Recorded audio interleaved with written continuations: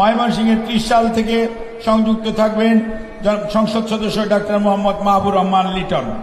মাননীয় প্রধানমন্ত্রী তারেক রহমান কর্তৃক ফ্যামিলি কার্ড বিতরণ উদ্বোধন কর্মসূচির আওতায় ময়মনসিংহের ত্রিশাল উপজেলায় 659টি ফ্যামিলি কার্ড বিতরণ উপলক্ষে এক আলোচনা সভা অনুষ্ঠিত হয়েছে।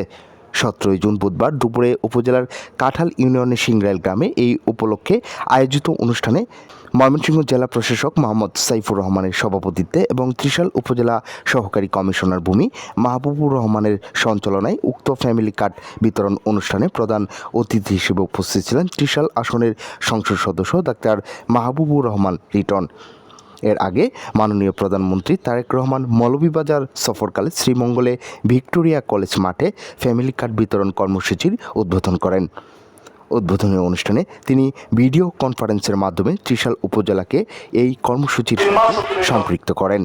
উক্ত অনুষ্ঠানে সম্মানিত অতিথি হিসেবে উপস্থিত ছিলেন ময়মনসিংহ বিভাগীয় কমিশনার SM হুমায়ুন কবির সরকার।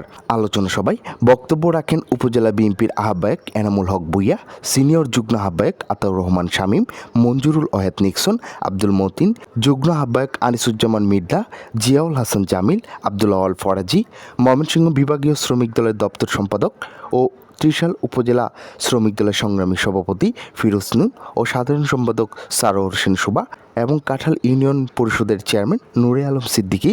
অনুষ্ঠানে স্বাগত বক্তব্য দেন উপজেলা নির্বাহী কর্মকর্তা আরাফাত সিদ্দিকী। বক্তারা সরকারের সামাজিক সুরক্ষা কার্যক্রমের অংশগ্রহণ হিসেবে ফ্যামিলি কার্ড বিতরণ কর্মসূচির গুরুত্ব তুলে ধরেন এবং এর মাধ্যমে নিম্ন আয়ের পরিবারের জীবন মান উন্নয়নে সহায়ক ভূমিকা রাখবে বলে আশাবাদ ব্যক্ত করেন।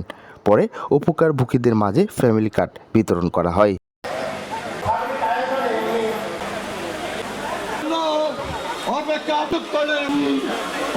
সম্মানিত উপস্থিতি,